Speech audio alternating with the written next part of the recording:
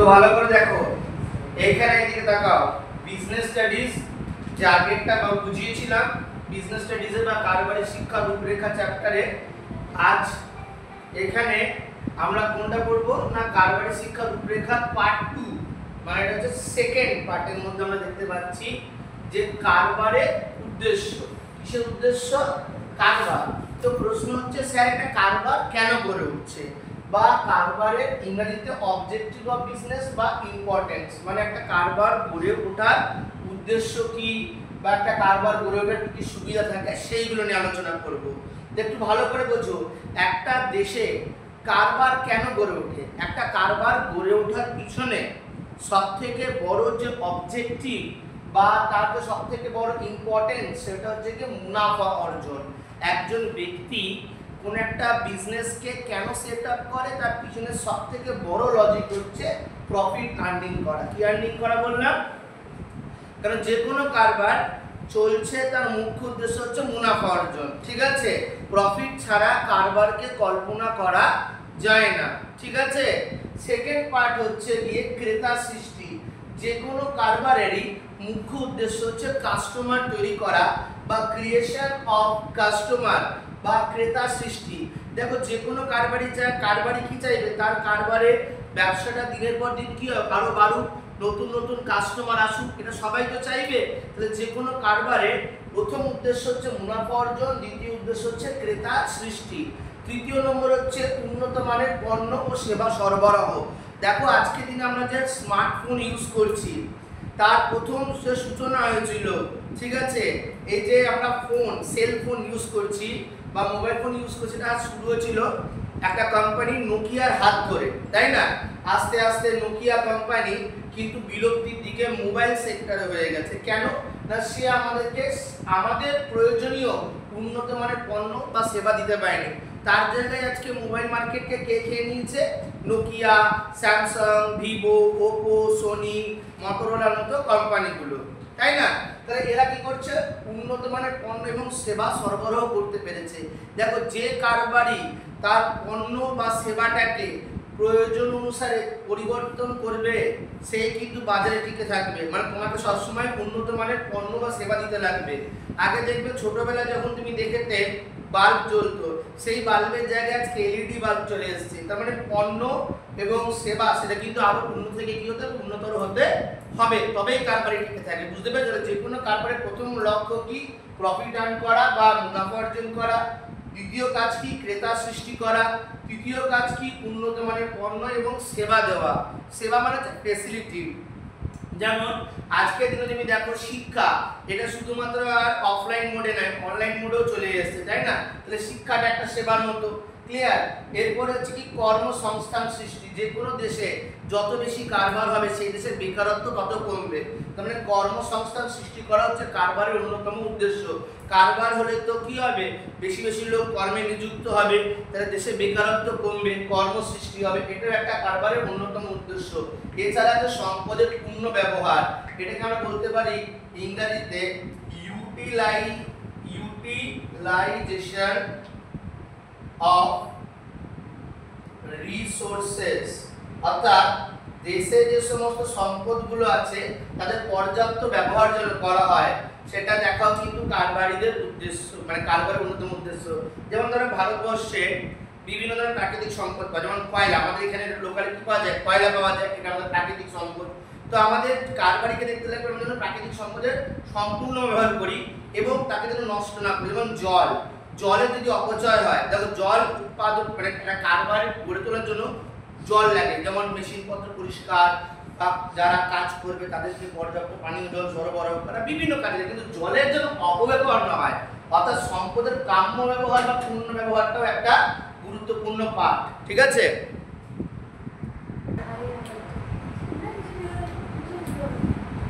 তো সেকেন্ড দেখো, এখানে যে মুনাফা অর্জন কারবারের একমাত্র উদ্দেশ্য নয়। Earning profit is not only sole objective of business. দেখো, যে কোনো কারবার যখন গড়ে উঠছে তার অনেকগুলো উদ্দেশ্য থাকছে, কিন্তু কারবারের একটা অন্যতম উদ্দেশ্য হচ্ছে মুনাফা অর্জন করা, মানে প্রফিট করা। তবে এটা মাথায় রাখতে লাগবে, কারবারের অনেক উদ্দেশ্য, তার মধ্যে একটা উদ্দেশ্য কি? মুনাফা অর্জন। যেমন দেখো তোমাদের এখানে বোর্ডে লেখা আছে কারবারের অনেকগুলো উদ্দেশ্য কি কি। একটা আছে মুনাফা অর্জন লেখা আছে, দ্বিতীয় আছে ক্রেতা সৃষ্টি, তারপরে আছে উন্নত মানের পণ্য সরবরাহ করা, তারপরে আছে কর্মসংস্থান তৈরি করা, তারপরে আছে সম্পদের পূর্ণ ব্যবহার দেওয়া। তাহলে এতগুলো উদ্দেশ্য আছে, কিন্তু তার মধ্যে একটা উদ্দেশ্য আছে কি মুনাফা অর্জন। অনেকে মনে করে যে কারবারের মুখ্য উদ্দেশ্য মুনাফা অর্জন, তা নয়। কারণ শুধুমাত্র মুনাফার জন্য কারবার চলতে পারে না। দেখো অতিরিক্ত মানে শরীরকে বাঁচিয়ে রাখার জন্য খাবারের প্রয়োজনীয়তা আছে, এটা কেউ অস্বীকার করতে পারবে না, পারবে? দেখো মানুষের বেঁচে থাকার জন্য শরীরে কি চাই, খাবার দরকার।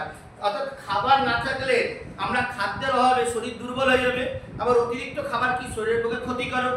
কথাটা বুঝতে পারলে? ঠিক তেমনি একটা কারবারের ক্ষেত্রে মুনাফা দরকার আছে, কিন্তু অতিরিক্ত মুনাফা, ঠিক আছে, বা অনৈতিক উপায় মানে ইলিগাল ওয়েতে যদি আমরা মুনাফা অর্জন করার উপর জোর দিই, তাহলে সেটাও কিন্তু খারাপ। ওতে কারবার উন্নতির বদলে কি হয়, অবনতির দিকে গেছে। দেখেন স্যার, যেমন তুমি মুনাফা অর্জনে ভেজাল দিলে, কম গুণগত মানের কাঁচামাল ব্যবহার করে পণ্য উৎপাদন করলে, হয়তো সাময়িক তুমি মুনাফা অর্জন করতে পারবে, কিন্তু সেই মুনাফা সেই কারবার দীর্ঘস্থায়ী হবে না।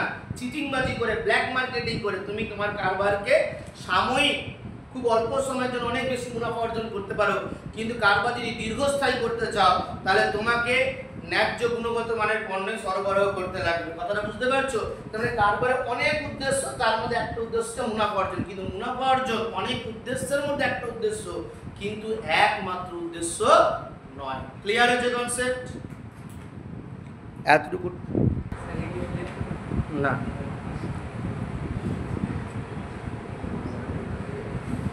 দেখো আজ এর পরের যে টপিকটা আছে সেটা হচ্ছে শিল্প।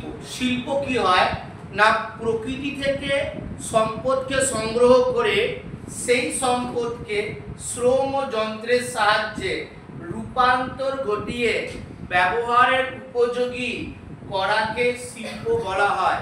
অর্থাৎ যখন আমরা কি করছি না, প্রকৃতি থেকে শ্রমকে এবং সম্পদকে প্রকৃতি থেকে সম্পদকে সংগ্রহ করে শ্রম এবং যন্ত্রের সাহায্যে রূপান্তর ঘটিয়ে সেগুলো আমাদের ব্যবহারের উপযোগী করে তুলছি, তাকে শিল্প বলা হচ্ছে। উদাহরণ দিয়ে বোঝাচ্ছি। ধরো মাটির তলায় খনিজ তেল আছে, তাহলে মাটির তলায় যে খনিজ তেল আছে সেটা হচ্ছে প্রাকৃতিক সম্পদ, সেটাকে সংগ্রহ করে শ্রম এবং যন্ত্রের সাহায্যে, সংগ্রহ কি করে করব, উন্নত আধুনিক মানের মেশিন এবং শ্রম মানে লেবারকে কাজে লাগিয়ে, অর্থাৎ লেবার এবং মেশিনকে ইউটিলাইজ করে, ঠিক আছে, যখন আমরা সেগুলোকে কনভার্ট করব, মাটি থেকে যে খনিজ তেলটা উঠবে সেটাকে আমরা সরাসরি ব্যবহার করতে পারবো না স্যার, সেটাকে কি করতে হবে, বিভিন্ন প্রক্রিয়ায় রূপান্তর করে তাকে আমরা ব্যবহারের উপযোগী করব। এই গোটা প্রক্রিয়াটাকে বলা হয় শিল্প। কথাটা বুঝতে পেরেছো? যেমন আকরিক লোহা মাটি থেকে উত্তোলন করে সেইখান থেকে কি করা হচ্ছে, পরবর্তীকালে কি করা হচ্ছে, লৌহ ইস্পাত শিল্প গড়ে উঠছে। কথাটা বুঝতে পারছি আমি কি বলতে চাইছি? তাহলে এইগুলো হচ্ছে শিল্প। অর্থাৎ ইংরেজিতে after collecting natural resources converting them with the help of labour and machine to produce finished goods is called industry. অর্থাৎ প্রাকৃতিক সম্পদকে কালেক্ট করে তাকে রূপান্তর ঘটিয়ে যখন সেগুলো আমাদের ব্যবহারের উপযোগী করে তুলছি, তখন তাকে বলা হচ্ছে গিয়ে শিল্প। এই শিল্পকে আমাদের বিজনেস স্টাডিজে তিনটে ভাগে ভাগ করা হচ্ছে। প্রাথমিক পর্যায়ে শিল্প বা ইংরেজিতে প্রাইমারি ইন্ডাস্ট্রি, দ্বিতীয় পর্যায়ে শিল্প বা সেকেন্ডারি ইন্ডাস্ট্রি, তৃতীয় পর্যায়ে শিল্প বা টারসিয়ারি ইন্ডাস্ট্রি। ক্লিয়ার হয়ে গেছে কনসেপ্ট?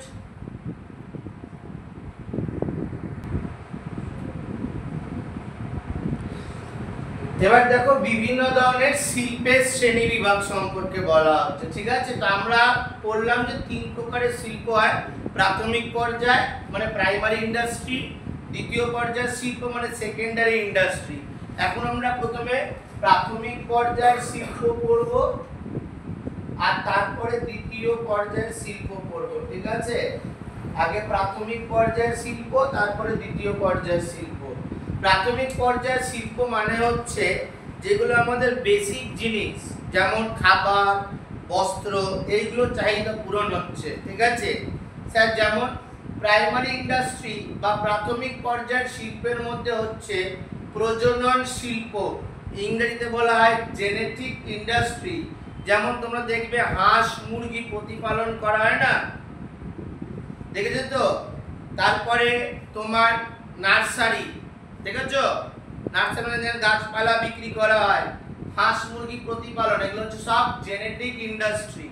প্রজননের উপর এখানে জোর দেওয়া হচ্ছে, মুরগি প্রতিপালন, গরু প্রতিপালন, ঠিক আছে? এখানে বেসিক্যালি কি মাংস শিল্প আর তোমার এই যে প্রাণী দেহজাত দ্রব্য যেমন চামড়া ফামড়া, ঠিক আছে, এইগুলো নিয়ে ব্যবসা করা হচ্ছে। এরপরে হচ্ছে নিষ্কাশন শিল্প।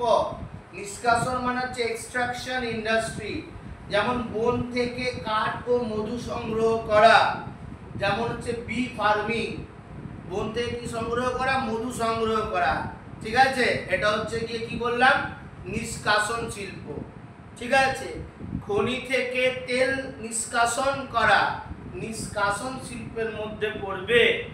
আর নির্মাণ শিল্প, কনস্ট্রাকশন ইন্ডাস্ট্রি মানে ইঞ্জিনিয়ারিং শিল্প এর উদাহরণের মধ্যে পড়বে।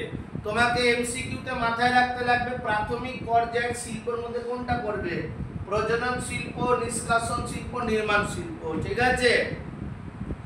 অপশন দেখতে পারে প্রজনন শিল্প, বি দেওয়া থাকতে পারে অন্য কোনো ধরনের শিল্প, তখন তুমি কি সঠিক উত্তরটা বেছে নিতে লাগবে প্রজনন শিল্প। বা প্রজনন শিল্পের অন্তর্ভুক্ত কোনটা? হাঁস মুরগি প্রতিপালন, না এ এটা, বি এটা, সি এটা, এইগুলো থাকতে পারে। তোমাকে টপিকগুলোকে ভালো করে বুঝতে লাগবে। তারপরের টপিক হচ্ছে দ্বিতীয় পর্যায়ের শিল্প, সেকেন্ডারি ইন্ডাস্ট্রি। সেকেন্ডারি ইন্ডাস্ট্রিতে কি হচ্ছে? প্রথম ভাগ হচ্ছে বিশ্লেষণমূলক শিল্প। কি শিল্প? বিশ্লেষণমূলক শিল্প। এখানে কি করা হচ্ছে? Analytical industry. অ্যানালাইটিক্যাল মানে কি? অ্যানালাইসিস করা হচ্ছে, মানে ধরো তুমি খনি থেকে তেল উৎপাদন করলে, নিষ্কাশন করলে, খনি থেকে তেল নিষ্কাশন হচ্ছে প্রাথমিক পর্যায়ের কাজ, এটা নিষ্কাশন শিল্পের মধ্যে পড়ে। কিন্তু সেই তেলকে আমরা সরাসরি ভোগ করতে পারি না, পরে দ্বিতীয় পর্যায়ের শিল্পে সেই তেলটাকে মানে কি করা হচ্ছে? অ্যানালাইজ করা হচ্ছে, ভাগ করা হচ্ছে। অ্যানালাইটিক্যাল ইন্ডাস্ট্রির মধ্যে সেই তেল থেকে পরবর্তীকালে শোধন করে পেট্রোল, ডিজেল এবং অন্যান্য উপজাত দ্রব্য বা বাই প্রোডাক্ট তৈরি করা হচ্ছে। গল্পটা ক্লিয়ার? তাহলে প্রথমে প্রাথমিক পর্যায়ের শিল্পে, নিষ্কাশন শিল্পে আমরা তেল উত্তোলন করলাম, সেই তেলটাকে আবার প্রসেসিং করে, রিফাইন করে আবার আমরা বিভিন্ন পেট্রোল ডিজেল তৈরি করছি। কথাটা বুঝতে পারছো? এটা হলো প্রাথমিক পর্যায়ে, এটা হলো দ্বিতীয় পর্যায়, এটা হলো বিশ্লেষণমূলক শিল্প। এরপরে হচ্ছে যৌগিক শিল্প। যৌগিক শিল্প মানে হচ্ছে সিনথেটিক ইন্ডাস্ট্রি।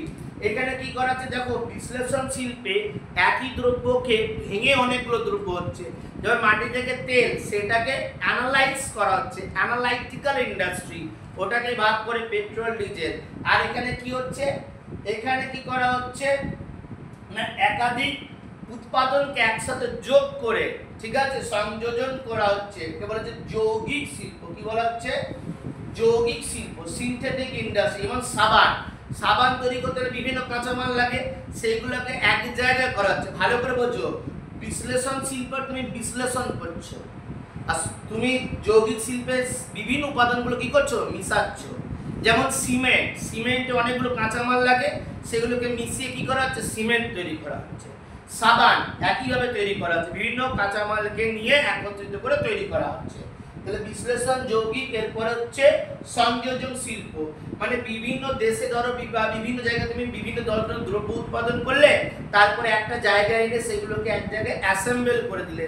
যেমন গাড়ি, ধরো কোথাও গাড়ির ধাঁচা তৈরি হচ্ছে, কোথাও চাকা তৈরি হচ্ছে, কোথাও গাড়ির চাবির রিং তৈরি হচ্ছে, তার কোথাও গাড়িটার রং হচ্ছে, এক জায়গায় সিস্টেম কি হচ্ছে? অ্যাসেম্বলিং হচ্ছে। যেমন বর্তমানে ভারত কি করছে? মোবাইল ফোন অ্যাসেম্বলিং এর উপর জোর দিচ্ছে, জানো তো? কি হচ্ছে না, মোবাইল ফোন কিনে এনে ভারত সেই মোবাইল ফোনটা কি হচ্ছে? অ্যাসেম্বল করছে ভারতে। বুঝতে পারছো আমি কি বলতে যাচ্ছি? অ্যাসেম্বলিং ইন্ডাস্ট্রি হচ্ছে আরেকটা ইন্ডাস্ট্রি। এটা হলো প্রাথমিক পর্যায়ের শিল্প, দ্বিতীয় পর্যায়ের শিল্প। পরের টপিক হচ্ছে তৃতীয় পর্যায়ের শিল্প।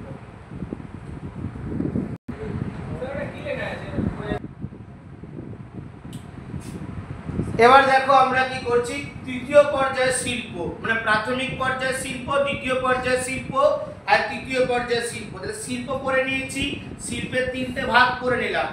তৃতীয় পর্যায়ের শিল্পের মধ্যে হচ্ছে ব্যাংক এবং ইন্স্যুরেন্স, ঠিক আছে, ব্যাংক এবং ইন্স্যুরেন্স। এখানে কি করা হয়, ব্যাংক এবং ইন্স্যুরেন্স মানুষের জীবনযাত্রার মানকে আরো কি করে তোলে, উন্নত করে তোলে। এটা হচ্ছে তৃতীয় পর্যায়ের শিল্প, ঠিক আছে। যে দেশ যত বেশি উন্নত সেই দেশের তৃতীয় পর্যায়ের শিল্প তত বেশি। অনুন্নত দেশগুলোতে প্রাথমিক পর্যায়ের শিল্প দেখতে পাওয়া যায়। উন্নয়নশীল দেশ যেমন ভারতবর্ষের মধ্য মানে সেকেন্ডারি বা টারসিয়ারি শিল্প প্রাধান্যতা বেশি, আর উন্নত দেশগুলোতে দেখতে পাওয়া যায় বেশি ব্যাংকিং ইন্স্যুরেন্সের মতো টারসিয়ারি ইন্ডাস্ট্রি বা তৃতীয় পর্যায়ের শিল্প। এরপরে স্যার শিল্প মানে আমাদের ইন্ডাস্ট্রিতে বুঝে গেলাম জিনিসটা কি না, যে প্রকৃতি থেকে প্রাকৃতিক সম্পদকে সংগ্রহ করে শ্রম এবং যন্ত্রের সাহায্যে তাকে রূপান্তর করে মানুষের ব্যবহার উপযোগী করে তোলার যে প্রক্রিয়া তাকেই বলা হচ্ছে শিল্প। তাহলে স্যার বাণিজ্য মানে কমার্স কি? কমার্স হচ্ছে যে কাঁচা মালটা উৎপাদনকারীর কাছে পৌঁছে দেওয়া এবং সেইখানে উৎপাদনকারী যে দ্রব্যটা উৎপাদন করবে সেই উৎপাদিত দ্রব্য ভোগকারীর কাছে পৌঁছে দেওয়ার কাজকে বাণিজ্য বলে, ঠিক আছে। কাঁচা মাল কার কাছে পৌঁছে দেওয়া, উৎপাদনকারীর কাছে, আর উৎপাদনকারীর কাছে যে দ্রব্যটা উৎপাদিত হয় সেই উৎপাদিত দ্রব্য ভোগকারী মানে কাস্টমারের কাছে পৌঁছে দেওয়াকে বাণিজ্য বলে। যেমন supply of raw material to manufacturer and then supply to finished goods to consumer, যেমন एग्जांपल ট্রান্সপোর্ট, ইন্স্যুরেন্স, ট্রেড। দেখো ট্রান্সপোর্টের সাহায্যে কি হয় না এক জায়গায় পণ্য কাঁচামাল আরেক জায়গায় পৌঁছানো হচ্ছে, আবার তুমি যে পণ্য উৎপাদন করলে সেটাই আবার ট্রান্সপোর্টের সাহায্যে গোটা ভারত সহ গোটা বিশ্ব ব্রহ্মাণ্ডে পৌঁছাচ্ছে। এছাড়া ইন্স্যুরেন্স কাঁচামাল এক জায়গা থেকে অন্য জায়গায় নিয়ে আসা বা উৎপাদিত দ্রব্য এক জায়গা থেকে অন্য জায়গায় নিয়ে আসার সময় বিভিন্ন পরিবহনগত ঝুঁকি থাকে, যেমন মাল আনতে নিয়েতে কি হতে পারে, গাড়ি অ্যাক্সিডেন্ট করে যেতে পারে, আগুন লেগে যেতে পারে, কাঁচা মাল থাকলে নষ্ট হয়ে যেতে পারে, তাই না। এই ইন্স্যুরেন্স গুলো মানে করাচ্ছে কে, কমার্স। এটা আমাদের একটা ঝুঁকিটাকে কি করছে, কমিয়ে দিচ্ছে, ঠিক আছে। এরপর আসছে ব্যবসা। মাথায় রাখবে ব্যবসাটা হচ্ছে বাণিজ্যের একটা অংশ, ট্রেড হচ্ছে গিয়ে কমার্সের একটা পার্ট, ঠিক আছে। বাণিজ্য ব্যবসা হচ্ছে বাণিজ্যের একটা অংশ। এইখানে কি করা হয়, উৎপাদনকারী পণ্য ভোগকারীর কাছে পৌঁছে ব্যক্তিগত বাধাকে দূর করছে ব্যবসা। দেখো বাণিজ্যের অনেক কাজ, বাণিজ্যের প্রথম কাজ কি, কাঁচা মালকে উৎপাদনকারীর কাছে পৌঁছে দেওয়া, তারপরে সেখানে যে দ্রব্য উৎপাদিত হবে সেটা ভোগকারীর কাছে পৌঁছে দেওয়া, এই গোটা কাজটা বাণিজ্য। কিন্তু ব্যবসা হচ্ছে বাণিজ্যের একটা অংশ, পার্ট অফ কি কমার্স। ওয়াই, কেন, কেননা এইখানে যে উৎপাদিত দ্রব্য ভোগকারীর কাছে পৌঁছাচ্ছে, বললাম না উৎপাদিত দ্রব্য কার কাছে পৌঁছাচ্ছে, ভোগকারী, এইটাই হচ্ছে কি ব্যবসার কাজ। বুঝতে পারলে, মানে বাণিজ্যের একটা গোটা কাজের একটা অংশকে করছে ব্যবসা। বাণিজ্যের কাজ কি, কাঁচা মাল পৌঁছে দেওয়া, উৎপাদিত দ্রব্য ভোগকারীর কাছে পৌঁছে দেওয়া। এই উৎপাদিত দ্রব্য ভোগকারীর কাছে পৌঁছে দেওয়া শুধু এইটুকু কাজটা কার কাজ, ব্যবসার কাজ। তাহলে ব্যবসার পরিধি হচ্ছে সংকীর্ণ, এর স্কোপ হচ্ছে ন্যারো। কাজ ব্যবসার পরিধি সংকীর্ণ ছোট, কিন্তু বড় কার কাজ, বাণিজ্য। বাণিজ্যের যে এরিয়া স্কোপ এটা কি অনেক ওয়াইড, অনেক চড়া, অনেক বেশি, অনেক প্রশস্ত। বাণিজ্যর অংশ হচ্ছে ব্যবসা, কিন্তু ব্যবসার অংশ বাণিজ্য নয়। বাণিজ্য পরিবহনের মাধ্যমে সময়ের বাধাকে দূর করে, তাই না। এক জায়গা থেকে অন্য জায়গায় দ্রব্য তাড়াতাড়ি পৌঁছে কিসে, পরিবহনের মাধ্যমে। ইন্স্যুরেন্সের মাধ্যমে অন্যান্য ঝুঁকি, আগুন লেগে যাওয়ার ঝুঁকি, দ্রব্য চুরি হয়ে যাওয়ার ঝুঁকিকে দূর করে দেয়। কিন্তু বাণিজ্য এত ঝুঁকিকে দূর করে, স্থানগত বাধা, সময়গত বাধা, ব্যক্তিগত বাধা। স্যার ব্যক্তিগত বাধা মানে কি, কাঁচামাল এক জায়গা থেকে আরেক জায়গায় বিক্রেতা থেকে ক্রেতার কাছে পৌঁছে দিচ্ছে, আবার দ্রব্যটাও বিক্রেতা থেকে ক্রেতার কাছে কে পৌঁছাচ্ছে, বাণিজ্য। তাহলে বাণিজ্য ব্যক্তিগত বাধাকে দূর করে, ক্লিয়ার করতে পারছি। কিন্তু ব্যবসা শুধুমাত্র ব্যক্তিগত বাধাকে দূর করে, কোন বাধাকে দূর করে, কারণ ব্যবসার মাধ্যমে খালি কেনা বেচা হয়, বুঝতে পারছো। কিন্তু বাণিজ্য স্থানগত বাধা, সময়গত বাধা, ব্যক্তিগত বাধাকে দূর করে। কিন্তু বাণিজ্য এত বাধাকে দূর করলো, ব্যবসা শুধুমাত্র একটা বাধাকে দূর করছে, কি বাধা, ব্যক্তিগত বাধা। মাথায় থাকবে। তাহলে ব্যবসা, বাণিজ্য, শিল্প তিনটারই আমরা ডেফিনেশন করে নিলাম। আর বাণিজ্যের শ্রেণীবিভাগ, শিল্পের শ্রেণীবিভাগও পড়লাম। আচ্ছা, এবার দেখো ব্যবসার শ্রেণীবিভাগ। শোনো, ব্যবসার শ্রেণীবিভাগকে 3 ভাগে ভাগ, প্রথমত আমরা ব্যবসাকে 2 ভাগে ভাগ করতে পারি। একটা হচ্ছে অভ্যন্তরীণ ব্যবসা, একটা হচ্ছে বৈদেশিক ব্যবসা। অভ্যন্তরীণ ব্যবসাকে ইংরেজিতে বলে ইন্টারনাল ট্রেড, আর বৈদেশিক ব্যবসাকে বলে এক্সটার্নাল ট্রেড। ভালো করে বুঝে নেবে, ইন্টারনাল ট্রেড মানে কি, পাইকারি ব্যবসা আর খুচরা ব্যবসা, দুটো ভাগে ভাগ করা হয়। অভ্যন্তরীণ ব্যবসা বা ইন্টারনাল ট্রেডকে 2 ভাগে ভাগ করা হচ্ছে, পাইকারি আর খুচরা। পাইকারি ব্যবসা আর খুচরা ব্যবসা মানে হোলসেল আর রিটেল। কি হয় দেখো, হোলসেল ব্যবসায় ব্যবসায়ী সরাসরি উৎপাদকের কাছ থেকে পণ্যদ্রব্য কেনে। কার কাছ থেকে পণ্যদ্রব্য কেনে? উৎপাদকের কাছ থেকে পণ্যদ্রব্য কেনে, এবং এক্ষেত্রে সে একসঙ্গে বহু দ্রব্য একসাথে কেনে অপেক্ষাকৃত কম দামে। অপেক্ষাকৃত কম দামে কিনে এনে সেই দ্রব্য কাকে বিক্রি করছে? খুচরা ব্যবসায়ীকে। কাকে বিক্রি করছে? খুচরা ব্যবসায়ীকে। আবার খুচরা ব্যবসায়ী কি করছে? এই পাইকারি ব্যবসায়ীর কাছ থেকে অল্প অল্প করে দ্রব্য কিনছে অপেক্ষাকৃত বেশি দাম দিয়ে। দিয়ে কাকে বিক্রি করছে? ভোক্তাকে বিক্রি করছে। কাকে বিক্রি করছে? ভোক্তাকে বিক্রি করছে। তাহলে আমি আরেকবার মানে স্পষ্ট করার চেষ্টা করছি, ব্যবসা কাকে বলে তোমরা বুঝে গেছো। ব্যবসা বেসিক্যালি ব্যক্তিগত বাধাকে দূর করে। ব্যবসাকে 2 ভাগে ভাগ করা যায়, অভ্যন্তরীণ ব্যবসা আর বৈদেশিক ব্যবসা। যখন ক্রেতা এবং বিক্রেতা, ভালো করে শুনবে, ক্রেতা এবং বিক্রেতা উভয়ই একই ভৌগোলিক সীমারেখার মধ্যে অবস্থান করে। একই দেশের ভৌগোলিক সীমারেখার মধ্যে কারা কারা অবস্থান করবে? ক্রেতা এবং বিক্রেতা। অর্থাৎ ক্রেতাও ভারতে থাকে, বিক্রেতাও ভারতে থাকে। ক্রেতাও বাংলাদেশে আছে, বিক্রেতাও বাংলাদেশে। অর্থাৎ ক্রেতা এবং বিক্রেতা উভয়ই যদি একই দেশের ভৌগোলিক সীমারেখার মধ্যে অবস্থান করে কোন ব্যবসা করে, তখন তাকে অভ্যন্তরীণ ব্যবসা বলবে। অপরপক্ষে ক্রেতা এবং বিক্রেতা মানে সেলার আর বায়ার যদি ডিফারেন্ট জিওগ্রাফিক্যাল বাউন্ডারিতে এক্সিস্ট করে, অবস্থান করে, অর্থাৎ ক্রেতা এবং বিক্রেতা উভয় যদি ভিন্ন ভিন্ন ভৌগোলিক রাজ্যে অবস্থান করে ক্রয় বিক্রয় করে, তখন তাকে বলা হবে বৈদেশিক বাণিজ্য। একজন ভারতে, একজন পাকিস্তানে, একজন ভারতে, একজন মায়ানমারে, একজন চায়নায়, একজন আমেরিকায়, তখন তাকে বলা হবে বৈদেশিক বাণিজ্য। এবার এই অভ্যন্তরীণ ব্যবসাকে আবার 2 ভাগে ভাগ করা গেছে, পাইকারি আর খুচরা ব্যবসা। পাইকারি ব্যবসা কাকে বলে? যে ক্ষেত্রে ব্যবসায়ী উৎপাদক বা ম্যানুফ্যাকচারের কাছ থেকে প্রচুর দ্রব্য একসাথে কিনে এনে পরবর্তীকালে সেই দ্রব্য খুচরা ব্যবসায়ীকে অল্প অল্প পরিমাণে বিক্রি করে, তাকে বলা হচ্ছে পাইকারি ব্যবসা। এবং খুচরা ব্যবসায়ী কি করছে? পাইকারি ব্যবসায়ীর কাছ থেকে পণ্যদ্রব্য কিনলে, বোঝো, পাইকারি ব্যবসায়ী কিনছে উৎপাদকের কাছ থেকে দ্রব্য, বিক্রি করছে খুচরা ব্যবসায়ীকে। আর খুচরা ব্যবসায়ী কিনছে পাইকারি ব্যবসায়ীর কাছ থেকে দ্রব্য, বিক্রি করছে কাকে? কাস্টমারকে।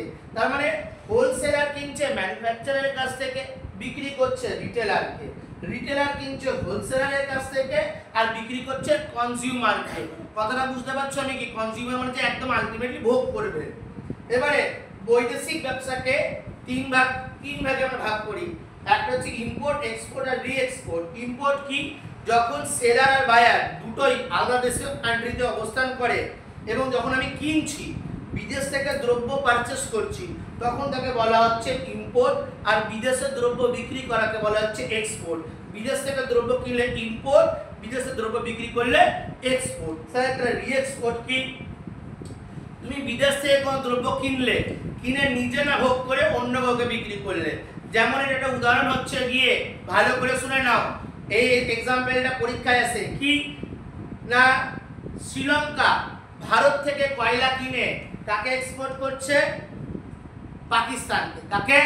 এটা খুব পপুলার। শ্রীলঙ্কা ভারত থেকে কয়লা ইম্পোর্ট করছে, কিনছে, দিয়ে সেটা আবার কাকে এক্সপোর্ট করছে?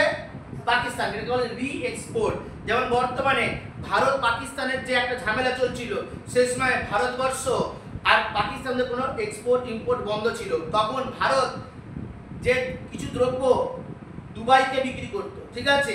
এবার দুবাই থেকে পাকিস্তান তাদের প্রয়োজনীয় দ্রব্য কিনতো, দুবাই এখানে কি করছে? রি-এক্সপোর্ট করছে। কি করছে? রি-এক্সপোর্ট করছে। কথাটা বুঝতে পারছো আমি কি বলতে চাইছি? তাহলে এই ছিল আমাদের ফার্স্ট চ্যাপ্টারের পুরো টপিক। মোটামুটি এতটুকু করলে তোমার হয়ে যাবে।